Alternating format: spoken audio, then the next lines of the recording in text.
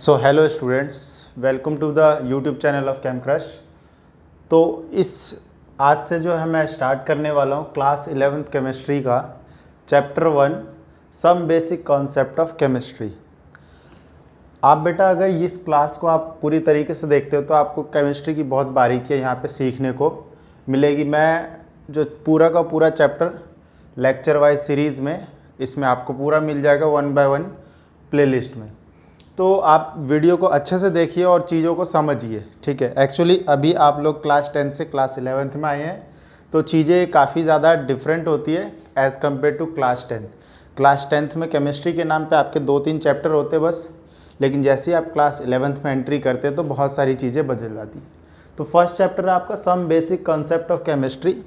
जो मेरे जो ये जो लेक्चर्स होंगे इससे आपका तो मतलब जो CBSE का जो एग्ज़ाम होता है, जो आप लोगों के जो स्कूल एग्ज़ाम है वो क्लियर हो जाएंगे। सेकंड थिंग, जो IIT JEE का जो पैटर्न रहता है वो पूरा का पूरा जो कोर्स है इसमें कहीं ना कहीं कवर हो जाएगा, ठीक है। बहुत लंबा चैप्टर है और काफ़ी इसमें कई सारे लेक्चर्स आएंगे, तो देखते हैं। तो फिलहाल लेक्चर 1 में हम स्टार्ट करते हैं, ठीक है बेटा। तो चैप्टर जो केमिस्ट्री की शुरुआत मैं करूँ, some basic concept of chemistry, तो इसमें सबसे पहले जो आपको जो समझने वाली चीज़ है वो है मैटर, ठीक है। सबसे पहले हम समझेंगे कि मैटर क्या होता है, ठीक है। मैटर के बारे में आप लोगों ने पढ़ा हुआ है कि क्लास 9th में इस सब चीज़ों के बारे में पढ़ाया जाता है कि मैटर क्या है। हम थोड़ा सा ब्रीफ लेते हैं, इसमें ज़्यादा नहीं जाएंगे। तो आपको पता होगा कि मैटर वो चीज़ होती है जिसके अंदर क्या होता है, मास होता है और वो कुछ ना कुछ स्पेस ऑक्यूपाई करती है।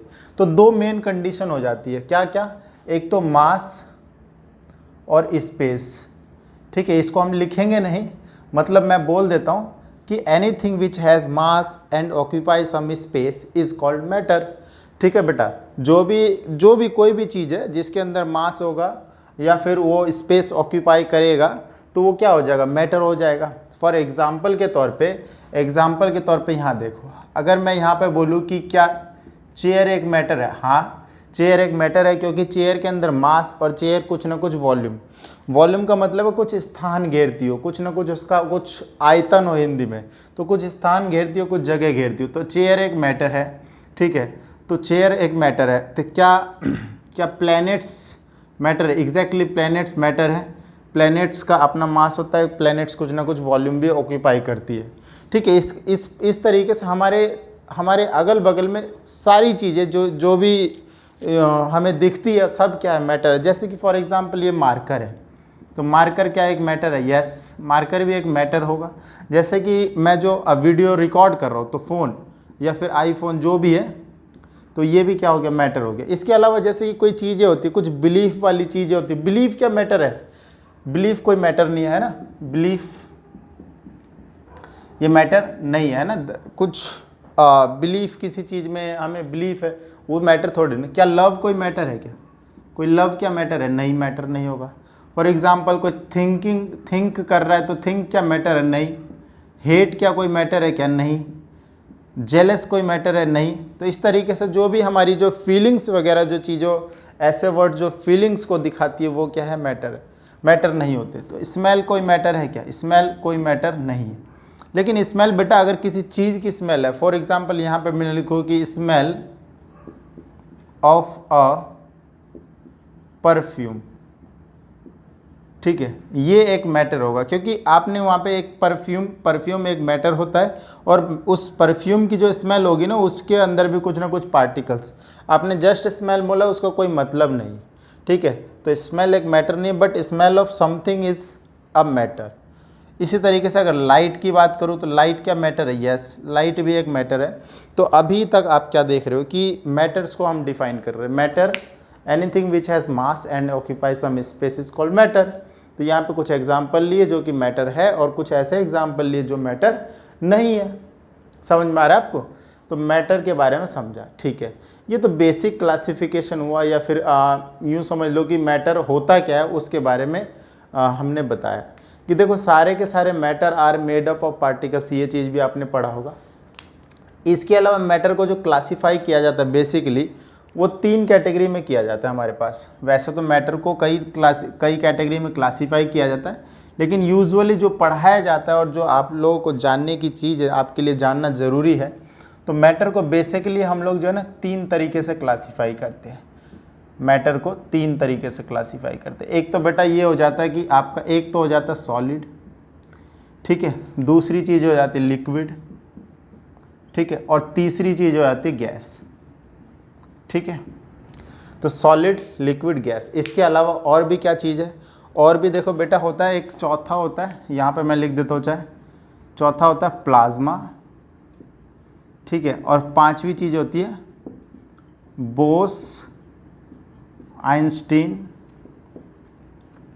कंडेंसेट, ठीक है। अगर ये आप लोग चाहते हैं कि इन दोनों चीज़ों के बारे में भी समझाना है, तो इसके लिए अगर हो सके तो मैं सेपरेट वीडियो बना दूंगा, आप लोग कमेंट करके बता देना। तो मेनली जो पढ़ते हैं चीज़ें सॉलिड, लिक्विड, गैस, आपने छोटी क्लासों में पढ़ा होगा कि सॉलिड में जो पार्टिकल्स होते हैं बहुत पास होते हैं, इनके बीच में जो इलेक्ट्रोस्टैटिक या फिर जो भी प्रकार का जो अट्रैक्शन है पार्टिकल्स के बीच में वो काफ़ी स्ट्रॉन्ग होता है। लिक्विड में थोड़ा वीक होता है और गैस में बहुत कम होता है।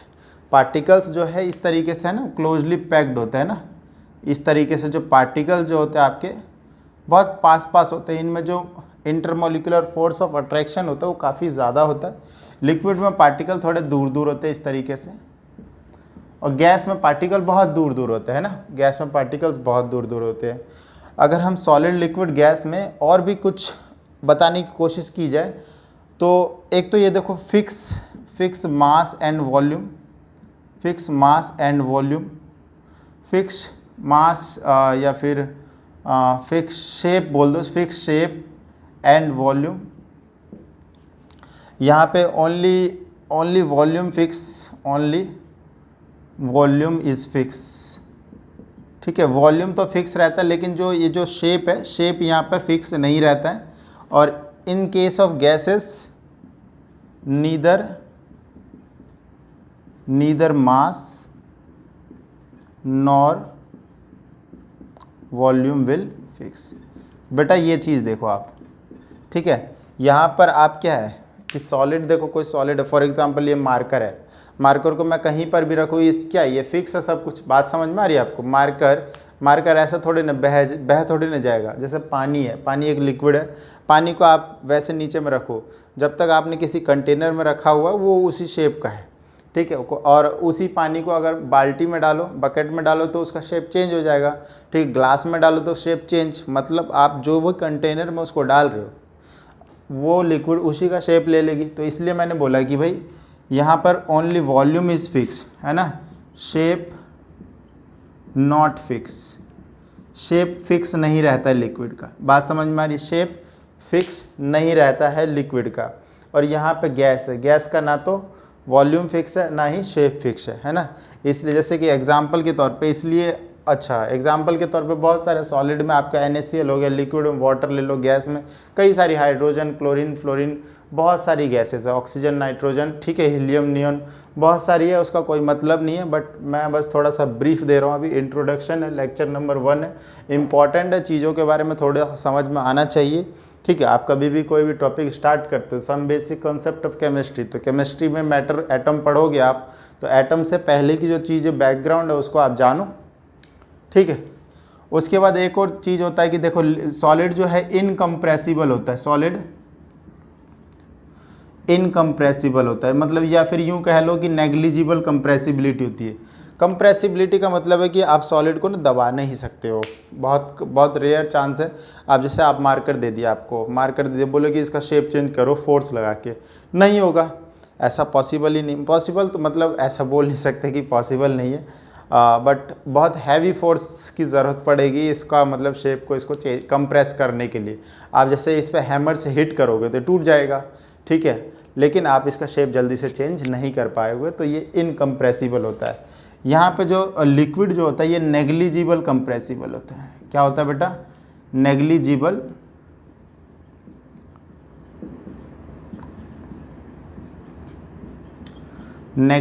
कंप्रेसिबल, ठीक है।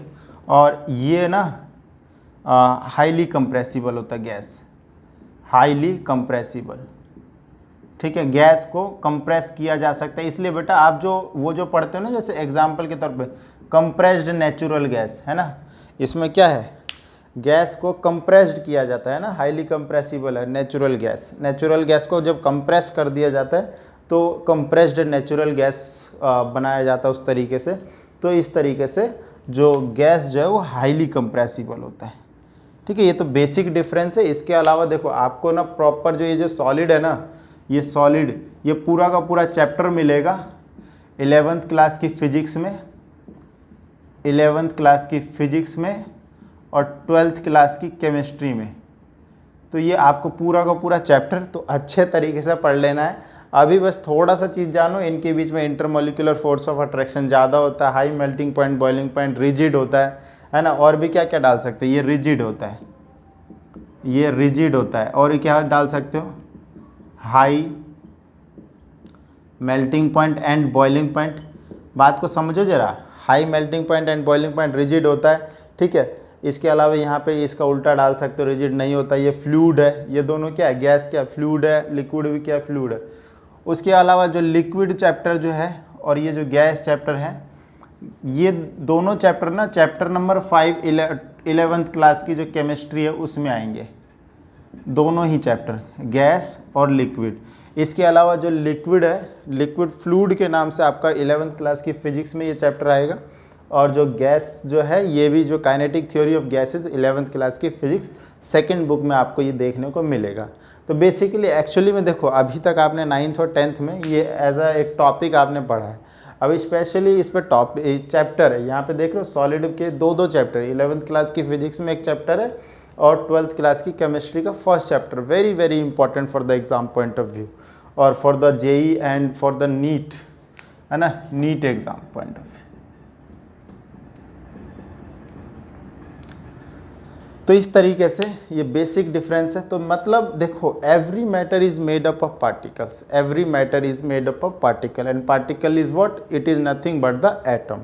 ठीक है, तो एक मैं यहाँ पर एक लाइन में ऐड करना चाहूँगा,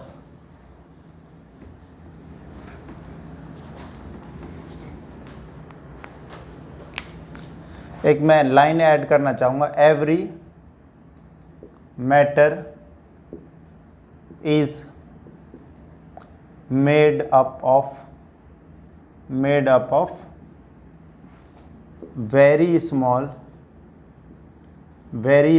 particles। छोटी क्लास में आपने ये लाइन पढ़ा होगा कि सभी जो मैटर होते हैं वो पार्टिकल से मिलके बना हुआ होता है। और वहाँ पे ये चीज़ का एक्सप्लेनेशन नहीं है कि वो जो पार्टिकल्स है वो क्या है। तो अब जो है ना बेटा 11th क्लास की केमिस्ट्री में हम जो है इसी पार्टिकल्स पे ध्यान देंगे और इसी के बारे में चर्चा चलेगी। हमारी चर्चा जो स्टार्ट होगी इसी से स्टार्ट होगी। ठीक है, पार्टिकल्स को हम या फिर जो सब्सटेंस को या फिर मैटर को, है ना, मैटर जो है, अगर पार्टिकल डिफाइन, देखो अगर मैटर को समझना है तो पार्टिकल्स को समझो पहले, पार्टिकल नेचर पे जाएंगे। ठीक है, जैसे कि मैटर के अंदर matter are made up of particles. Particle होता क्या है, पार्टिकल कुछ नहीं होता, एटम्स की कहानी होती है ना। Particle is the story of atom. ठीक है, तो मेरी जो कहानी जो स्टार्ट होगी, this is the introduction lecture of class 11 chapter 1 some basic concept of chemistry. अब जो इसका जो नेक्स्ट लेक्चर मैं जो प्रोवाइड करने वाला हूँ, इसमें हम एटम से स्टार्ट करेंगे चीज़ें। सबसे पहले तो देखो एक क्लासिफिकेशन वाला एक थोड़ा सा एक हायरार्की बना लेते हैं। मैटर जो है उसके अलावा जो फिर जो एटम पढ़ लेंगे। एक्चुअली में जो मैटर जो होता है ना, यहाँ पर अब ये देखो सेकंड टाइप की क्लासिफिकेशन बताता हूँ। मैटर जो होता है ये आपका एक तो या तो प्योर हो सकता है या फिर मिक्सचर हो सकता है ना। या तो मिक्सचर माने इम्प्योर, है ना, मिक्सचर माने इम्प्योर। और एक हो गया प्योर मैटर। ठीक है, प्योर मैटर। तो matter are of two category, एक तो मिक्सचर हो गया, एक प्योर मैटर हो गया। ठीक है, अब जरा देखो जो आपका जो सीक्वेंस में मैं चलाने वाला हूँ इस चैप्टर को बेटा, तो इसमें देखो प्योर मैटर में देखो तीन चीज़ें आ जाती है।